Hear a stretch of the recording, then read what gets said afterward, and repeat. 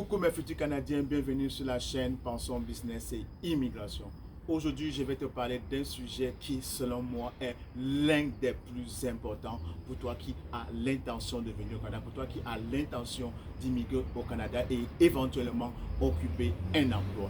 Il s'agit bien, bel et bien de 9 astuces que je vais te montrer, que je vais t'apprendre comment tu vas faire pour rédiger un CV modèle canadien magnétique ou un CV modèle canadien irrésistible. Donc, si cette thématique t'intéresse, si tu veux savoir comment tu dois rédiger un CV qui va attirer l'attention de la majorité d'employeurs à chaque fois que tu vas appliquer pour un poste, reste scotché jusqu'à la fin de la vidéo et on va se retrouver après le jingle. Stay tuned!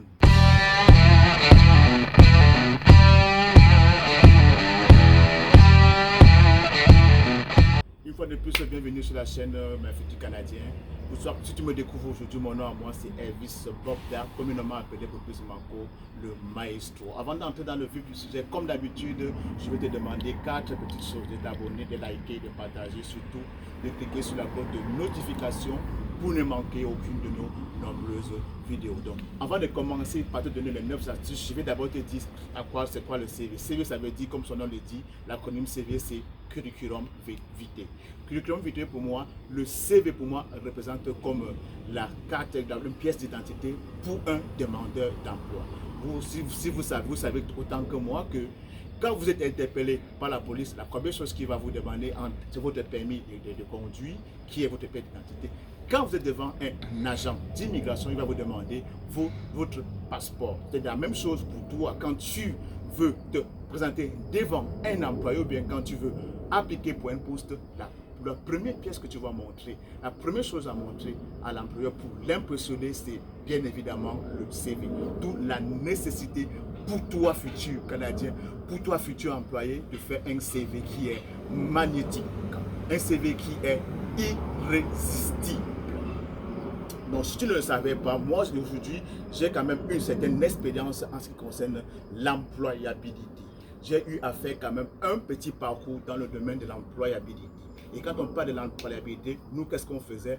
On montrait aux gens, on leur donnait tous les outils nécessaires pour pouvoir appliquer et décrocher un emploi. Quand je parle des outils nécessaires, ils appellent ça généralement des outils promotionnels. On parle là de CV, on parle de la lettre de présentation, on parle également, on vous montrer comment faire les différents, faire les entrevues et j'en passe. Donc, comme pour vous dire que si je vous parle des CV, c'est quelque chose que je connais parfaitement. Et pour cela, il y a plusieurs types de modèles de CV, mais je vais te lister 3 que je sais que sont des principaux. Il y a des CV chronologiques, il y a des CV par compétences et il y a des CV mixtes. Et le dernier, c'est le plus populaire qui est le CV mixte. Quand on parle de CV mixte, il va justement regrouper le CV chronologique et le CV par compétence. C'est le CV mixte sur lequel on va s'attarder aujourd'hui et c'est ça qui est utilisé par la plupart, non seulement des demandeurs d'emploi, et c'est celui-là qui est plus facile d'accès, qui est plus facile d'interprétation pour les employeurs. Et encore, avant d'entrer dans le vif du sujet, comme je te l'ai dit, quand vous appliquez, pour ceux qui ne savent pas, vu que moi je vous ai dit j'ai quand même eu un parcours dans le domaine de l'employabilité, quand vous appliquez pour un poste, donc admettons qu'il y a un poste qui est affiché, il y a minimum des milliers de candidats. On va prendre un exemple très simple. On applique peut-être pour un poste de soudeur en mécanique, vous serez environ 3000 candidats pour ce poste. Est-ce que selon vous, vous pensez que l'employeur ou bien les ressources humaines iront dépouiller tous ces 3000 CV pour pouvoir chercher le candidat qui a le candidat idéal? La réponse c'est que non. Donc sachez que quand vous déposez, bien quand vous appliquez, quand vous envoyez vos CV en ligne pour un poste qui est affiché, ce sont des robots qui traitent de vos CV. Donc c'est l'intelligence artificielle. Donc ce qui fait que moi, ce que je veux vous enseigner ici, c'est la meilleure façon de rédiger des CV. Et pour la plupart des temps, beaucoup ne vous le diront pas, dans des CV, il faut des mots-clés. Retenez bien ceci, dans tous vos CV, il faudrait des mots-clés. Cela veut dire quoi? À chaque poste, à chaque type d'emploi, vous devez adopter un modèle de CV.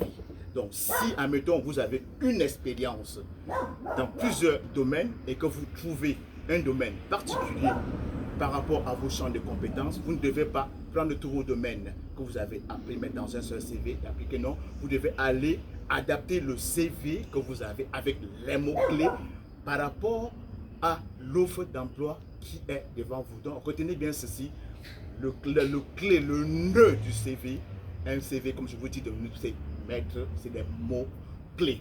Donc, tout de suite, assez parlé, on va se retrouver pour la première astuce. Comme par exemple, la première astuce, contrairement les CV non américains, parce que pour ceux qui me suivent depuis ce temps, ils savent que nous sommes ici au Canada, en Amérique du Nord, les CV non américains sont différents des CV européens ou africains, parce que dans les CV non américains, on nous demande de mettre, nous ne mettons aucune information personnelle.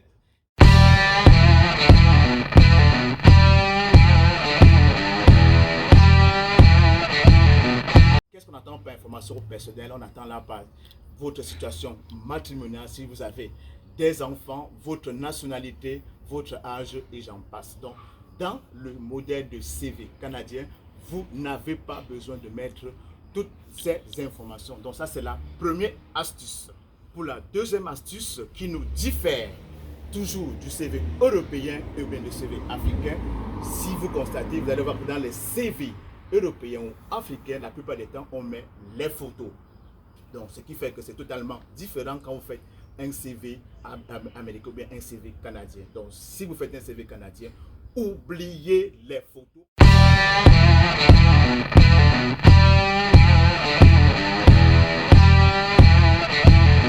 Parce que ce n'est pas pertinent pour l'employeur. Pour la troisième astuce, vous n'avez pas besoin de faire un CV graphique.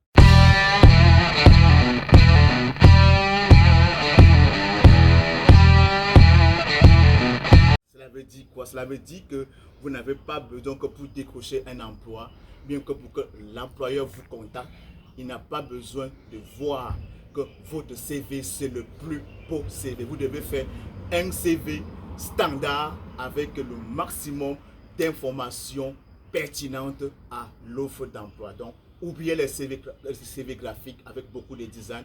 Faites des CV standards. C'était pour la troisième astuce. Pour la quatrième astuce, et je pense que là, c'est sensiblement la même chose avec les CV européens. Il faudrait toujours donner, on donne toujours un titre à nos CV.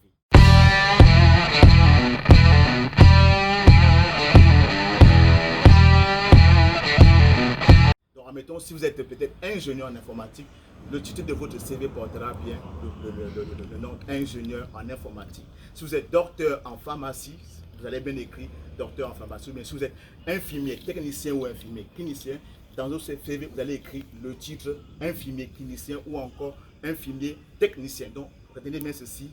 Quatrième astuce, donnez des titres à vos CV. Donc, pour la cinquième astuce, vous devez quasiment, le premier paragraphe de votre CV doit être un résumé des qualifications ou un résumé de votre profil.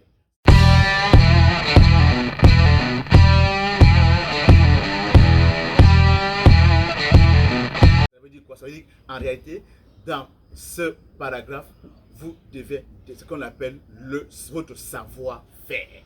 Parce que ce que je ne vous ai pas dit au début, là je me rappelle, c'est que dans un bon CV doit regrouper ce que nous appelions à l'époque les 3 S, c'est-à-dire le savoir, votre savoir, quand on parle de votre savoir sans vos diplômes, votre savoir-faire, ça c'est votre expérience professionnelle, votre compétence, et votre savoir-être. Votre savoir-être, c'est votre attitude, votre capacité à vous adapter, votre sens d'initiative, votre autonomie, votre assiduité. Donc retenez bien ces 3 S sont des choses qui doivent se retrouver dans votre CV.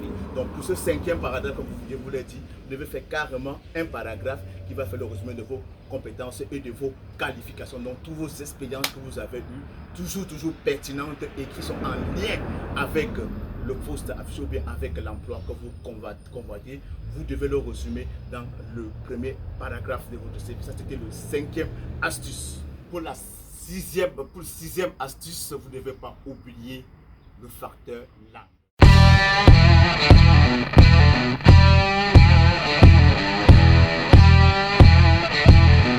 Et quand on parle pas citer des langues. Retenez bien ceci. Au Canada, il y a 2 langues officielles, le français ou l'anglais. Et quand vous rédigez sur votre CV et que vous voulez ressortir les langues, c'est très important d'écrire le niveau de langue que vous avez. Même si le français ou l'anglais est votre langue maternelle, vous devez le mentionner. Donc, admettons, quand on parle de niveau de langue, ça veut dire que si vous avez appris, par exemple, si votre français est très avancé, vous devez écrire niveau de langue française, parler, écrit ou bien oral, vous devez écrire avancé ou expert. Et si votre anglais est intermédiaire ou bien débutant, vous devez écrire niveau de langue anglais détaillé, écrit, parler ou oral, intermédiaire ou bien débutant. Donc, c'est pour ça que je vous dis, pour la langue, vous devez tout simplement écrire langue, vous devez écrire langue et mettre le niveau de langue. Bon, et c'est ces 2 langues que vous devez ressortir sur votre CV. Mais par contre, si vous êtes d'une autre culture, si vous êtes d'une autre langue, ça serait pertinent de le ressortir dans votre CV si et seulement si cela est utile, est pertinent pour l'emploi convoité. Cela veut dire quoi? Ça veut dire que, par exemple, l'emploi que vous convoitez dans une structure donnée a des correspondances ou bien à des partenaires dans un pays qui a une langue arabe, à ce moment, ou bien qui a une langue espagnole, ou bien qui a une langue allemande, à ce moment, si vous savez parler arabe, espagnol ou bien allemand, vous pouvez le faire ressortir dans votre CV en plus des langues officielles qui sont le français et l'anglais. Ça vous donnera quand même une certaine longueur d'avance par rapport à vos concurrents. Donc retenez bien, pour cette astuce de langue, il faudrait toujours mentionner le niveau de langue. Et au Canada, les 2 principales langues sont le français et l'anglais. 7e astuce, il s'agit du diplôme.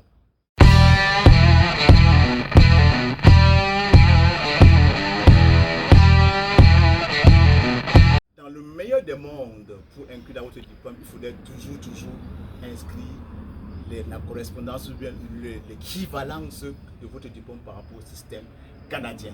Mais alors, c'est pour cette raison que je conseille à tous ceux que je suis, bien à tous ceux que j'accompagne, que s'ils ont la possibilité, il faudrait toujours qu'on prenne de l'avance, on demande une équivalence de diplôme. Mais c'est pas grave, si vous n'avez pas d'équivalence de diplôme, vos diplômes, vous devez chercher, faire vos recherches, que ce soit sur Google ou bien même sur le site du ministère de l'Éducation, c'est-à-dire du Canada ou bien du Québec, le nom qui correspond à votre diplôme. Et c'est ce nom canadien que vous allez écrire sur vos CV. Parce que la plupart du temps, les employeurs ne connaissent pas nos diplômes étrangers. Mais par contre, si vous êtes capable de retrouver à quoi correspond le nom qui correspond par rapport au système canadien, c'est ce nom que vous allez écrire sur votre CV. Ça facilitera la tâche à l'employeur pour pouvoir comprendre votre niveau d'éducation. Et aussi, c'est très important que quand vous allez lister, je ne l'ai pas dit tantôt, quand vous allez lister, que ce soit vos compétences, vos expériences professionnelles ou bien les années d'obtention de vos diplômes ici au Canada, c'est très important de commencer toujours par une ordre chronologique des plus récents vers les plus anciens. Retenez bien cela, on part toujours des plus récents vers les plus anciens et la plupart des temps, les années, on écrit tout simplement les années d'obtention, ou bien les années de nos expériences ou bien de nos qualifications s'écrivent toujours à droite. Retenez bien cela, les expériences les plus pertinentes, commençant par les plus récentes vers les plus anciennes et les dates des années également se retrouvent à droite sur le CV modèle canadien. Pour la 8e astuce, qui n'est pas sans doute la moindre, il s'agit de la description des tâches.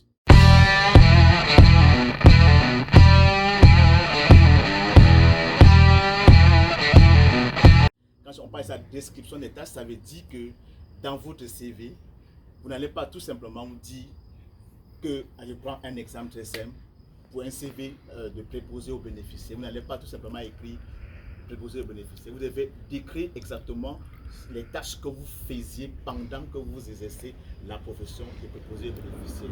Par exemple, vous allez vous dire alimenter le patient, changer les culottes du patient, on réveillait le patient, on accompagnait le patient et tout. Donc il faut vraiment décrire, même chose que ce soit, que si vous faites un CV comme soudeur, vous devez vraiment décrire que vous utilisez telle soudure métallique, vous êtes capable de monter peut-être une barrière et tout. Donc vous comprenez bien ce que je veux par là dire, la description des tâches est vraiment importante dans les CV canadiens. Il faut vraiment, parce que comme on dit ici, en Amérique du Nord, c'est pas beaucoup le savoir, c'est pas beaucoup les diplômes qui comptent, comme ici, ils jugent beaucoup le maçon au pied du mot. C'est le savoir-faire et le savoir-être qui prime beaucoup.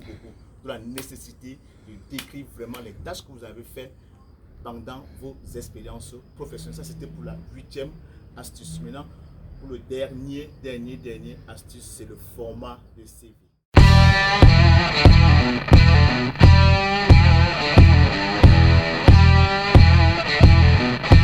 Habituellement, on est habitué à faire des longs CV. Au Canada, on peut tolérer des CV de jusqu'à 2 pages.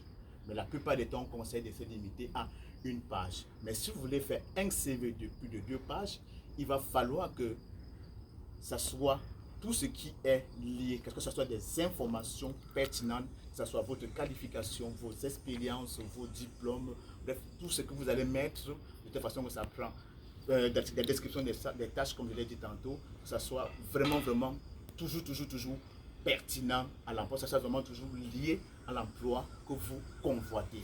Donc, sur ce les amis, je vous ai donné les 9 secrets, les 9 astuces que vous devez suivre à la lettre pour pouvoir vraiment vous démarquer de tous vos concurrents.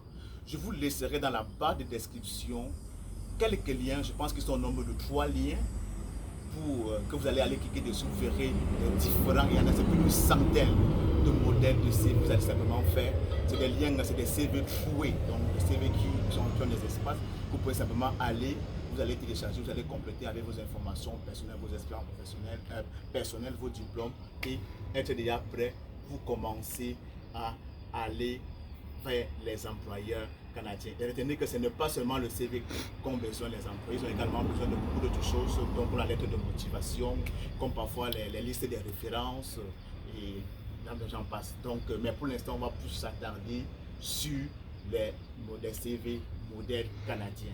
Donc, j'espère que cette vidéo va vraiment beaucoup t'aider. Et comme d'habitude, si tu as des préoccupations, si tu aimerais être accompagné pour rédiger ton CV modèle canadien de façon magnétique, mais de façon irrésistible, laisse-les-moi en commentaire. Il me fera plaisir de prendre contact avec toi pour qu'on puisse ensemble voir comment faire pour adapter tes expériences, tes diplômes au CV, pour pouvoir dégager un CV canadien magnétique. Donc, comme d'habitude, en retour, je vais te demander de me donner 4 cadeaux, de t'abonner, de liker, de partager, de cliquer sur la cloche de notification pour ne manquer aucune de nos nombreuses vidéos. Donc, et on va se retrouver à très bientôt pour une nouvelle vidéo. Salut!